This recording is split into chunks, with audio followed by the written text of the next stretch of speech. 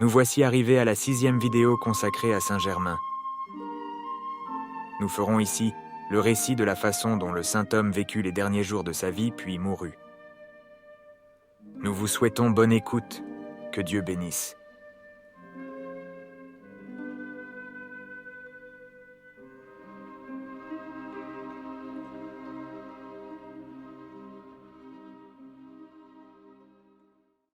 Voici ce que relate le pèlerin Lazarev dans son récit daté du mois d'octobre 1864. Les yeux terrestres du starets étaient devenus aveugles quelques 7 ans avant sa mort. Quand il fut près de sa fin, il dit à son disciple Gérasime, « Va et appelle les filles qui sont là. » en voulant parler de ses enfants spirituels. Alors il commença par dire à Sophia qu'elle devrait continuer de vivre sur l'île des Épinettes et que quand elle mourrait, elle serait enterrée à ses pieds. Il instruisit plusieurs des autres de prendre des maris, et il ordonna aussi à son enfant spirituel Gérasime de se marier et de continuer à vivre sur l'île des Épinettes. Il donna à ce dernier ses livres à conserver en disant « Quand je mourrai, tue le bœuf, car ses travaux pour moi ont déjà été faits. » Peut-être devrions-nous en dire plus sur cet animal. Quand les villageois arrivèrent à l'île des Épinettes, ils avaient fait don d'un jeune veau au starets, et ce dernier l'avait élevé et nourri. Lorsque le vieil homme mourut, les autres ne voulurent pas tuer ce bœuf. Le jour suivant, l'animal se rua la tête la première contre un arbre et mourut. Le père Germain indiqua à ses fidèles bien-aimés qu'il n'y aurait pas de prêtre à proximité pour célébrer ses funérailles lorsqu'il décéderait. Les gens auraient à l'enterrer eux-mêmes. Le père Germain souhaitait être mis directement en terre près de son compagnon missionnaire, le père Joasaph. « Enterrez-moi vous-même, et n'attendez pas le prêtre. Ne lavez pas mon corps. Placez-le sur une planche, joignez mes mains sur ma poitrine, enveloppez-moi dans mon rason et couvrez mon visage. Posez mon clobouc sur ma tête. Si quelqu'un souhaite me faire ses adieux, laissez-le embrasser la croix que je porte. Ne montrez mon visage à personne. »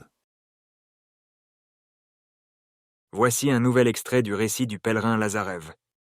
Le starets dit « Quand je mourrai, ne leur dites pas au porc, mais enterrez-moi vous-même près de Père Joasaph. » Puis il continua.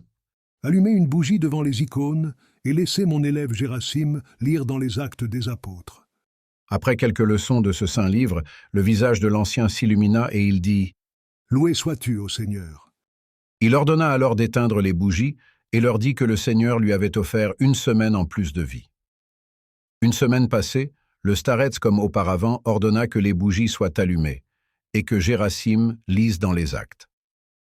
Après un court instant, il inclina sa tête sur la poitrine de Gérasime. Son visage se mit subitement à briller et la cellule fut remplie d'un parfum divin et ils surent tous que le starets était mort. Son disciple n'osa pas le cacher aux autorités du port, parce que tous l'aimaient. En réponse à cette nouvelle, il reçut l'instruction de ne pas procéder à l'enterrement du starets, mais d'attendre qu'un prêtre vienne et apporte un cercueil. Aussitôt que le cercueil fut fait, le temps se gâta, et un vent si violent souffla qu'il ne fut pas possible au prêtre d'embarquer, et le corps du starets resta ainsi pendant 12 jours. Gérasime et les autres élèves résolurent donc d'enterrer le starets, et ils n'eurent pas plus tôt placé le corps dans la terre que le temps redevint calme et clair. À ce moment-là, le prêtre arriva avec un beau cercueil, mais décida de ne pas exhumer le corps, puisqu'à l'évidence, il avait plu à Dieu et au starets de le faire enterrer tel quel. Tiré des notes de Constantin Larionov, en date du 21 mai 1867. Voici ce qui est écrit. Durant notre séjour au village de Catanie, sur l'île d'Afognac, un soir, nous pouvions voir une colonne de lumière inhabituellement brillante s'élevant dans les airs au-dessus de l'île des Épinettes. Alors les vieux hommes expérimentés et le mari d'Anna, ainsi que le créole Gérasime Vologdine s'exclamèrent « Il semble que Père Germain les a quittés. » Et ils se mirent aussitôt à prier Dieu. Lorsqu'ils apprirent par la suite la mort de Père Germain, ils s'aperçurent que cela était arrivé la nuit même de la vision. J'ai entendu parler de ce fait par de nombreuses sources, des gens qui l'ont vu de différents endroits et d'autres qui l'ont vu lorsqu'ils étaient en mer dans leur canoë. Le même soir, depuis d'autres villages et aussi depuis Afognac, un corps a été vu dans le ciel sous les nuages, au-dessus de l'île des Épinettes.